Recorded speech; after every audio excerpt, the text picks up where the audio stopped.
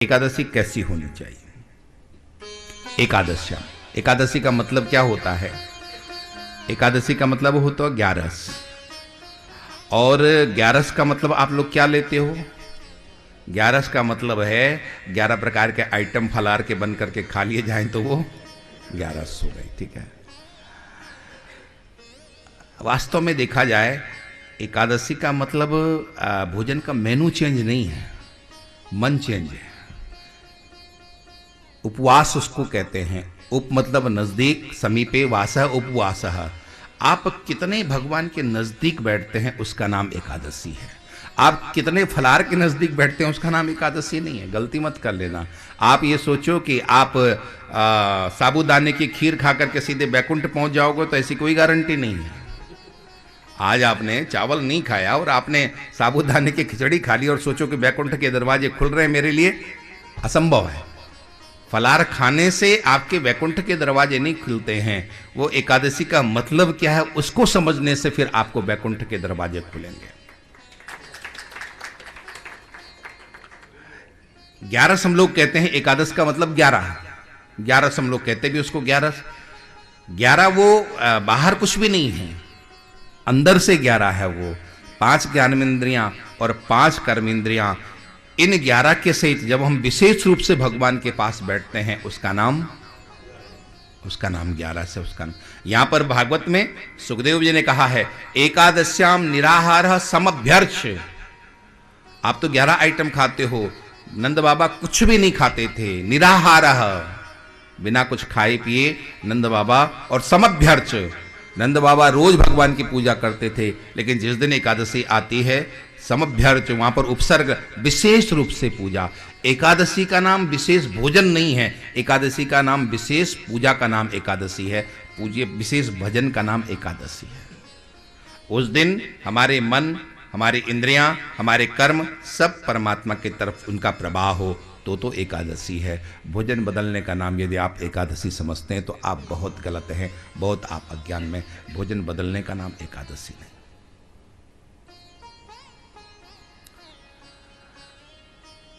अच्छा, मैं आपसे पूछूं, बेचारे भोजन ने हमारा क्या बिगाड़ा है? भोजन हम नहीं करते हैं उस दिन, भोजन ने हमारा कुछ बिगाड़ा है क्या? अरे उपवास ही करना है तो रोटी का न करके हम उपवास करें, झूठ न बोलने का। हम उपवास उस दिन करें चुगली न करने का। हम काम क्रोध का उपवास करें, कुविचारों का उपवास करें। और आज के समय में सबसे बड़ी जो आवश्यकता है, हम मोबाइल का उपवास करें।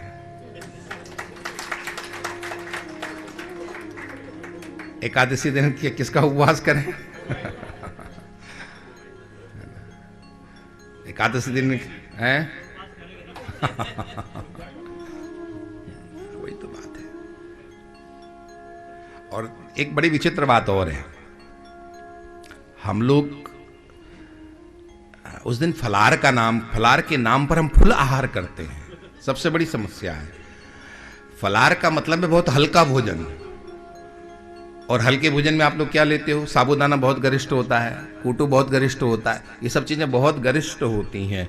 गरिष्ठ भोजन का नाम एकादशी नहीं है, फलार का नाम एकादशी है। और सबसे बड़ी बात है, भूखे रहने, यदि आपको हम कुछ भी नहीं खाते महाराज जी, तो भूखे रहने का नाम भी एकादशी नहीं है। यदि भूखे रहने से भगवान मिलता तो सबसे पहले सर्प को मिल जाना चाहिए। सर्दियों के महीने में सर्प 3 महीने बिना कुछ खाए पिए रहता है।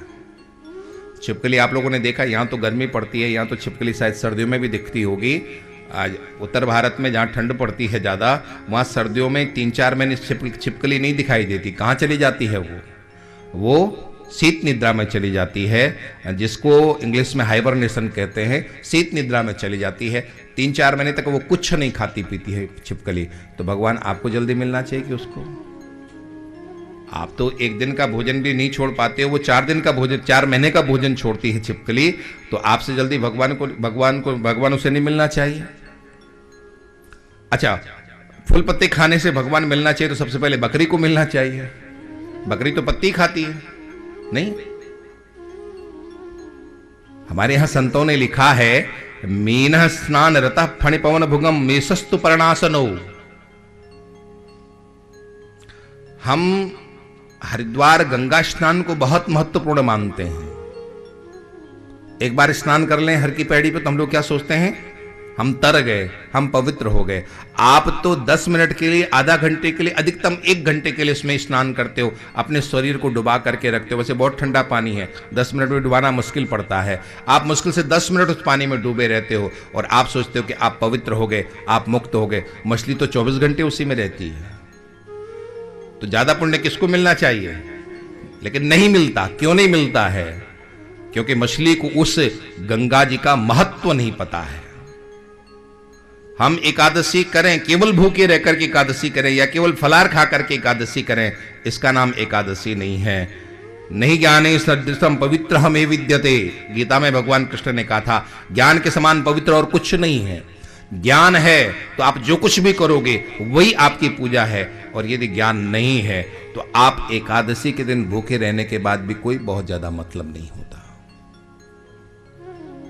मैं एक जगह गया, छोटे से पोते ने कहा, महाराज जी मेरी दादी का एकादशी बंद करा दो। मैंने कहा क्यों बेटा, क्या बात है? कहा महाराज जी वो एकादशी के दिन दादी बहुत भूखी रहती है तो वो बहुत चिड़चिड़ी हो जाती है, तो बहुत डांटती है हम लोगों को, खेलने नहीं देती है, थोड़ा सा कुछ हो तो बहुत डांटती है। अब दादी की एकादशी बंद करा दो। उस दिन हम लोग बहुत परेशान रहते हैं। अब आप समझ सकते हो एकादशी का ये मतलब हो सकता है? वो एकादशी सफल है? हम चिड़चिड़े हो जाएं, हम थोड़ा सा वैसे ऐसे नहीं, उसका नाम एकादशी नहीं है। एकादश्याम निराहारः समभ्यर्च। एकादशी का मतलब है उस दिन हम विशेष रूप से भगवान का भजन पूजन करते हैं, तो वो एकादशी है। और केवल विशेष भोजन हम करते हैं, वो एकादशी नहीं। 11 इंद्रियों से भगवान का भजन, आंखें भगवान के लिए। बहुत पुराना गाना है, आँखियां हरि दर्शन की लेना। अखियाँ हरि दर्शन की प्यासी, अखियाँ हरि दर्शन की प्यासी, देखो चाहत कमाल नयन को, देखो चाहत कमाल नयन को, निस दिन रहत उदासी, निस दिन रहत उदासी, अखियां हरि दर्शन की प्यासी, अखियाँ हरि दर्शन की प्यासी। एकादश्याम निराहारः।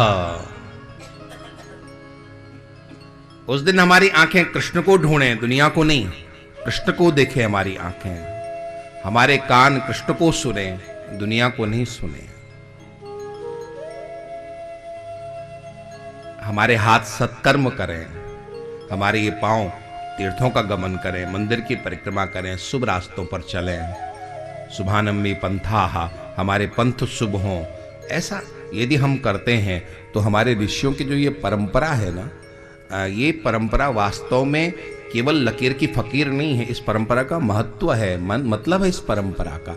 हमारे यहाँ तिथि विशेष बहुत महत्वपूर्ण होती है, जैसे पूर्णिमा है, एकादशी है, ये कुछ तिथियां हैं। उस दिन कुछ विशेष प्रभाव हमारे ग्रह नक्षत्रों का रहता है, और उस दिन हम जो करते हैं वो अनंत गुना होता है। पूर्णिमा हुई, अमावस्या हुई, सबका अलग अलग विधान है।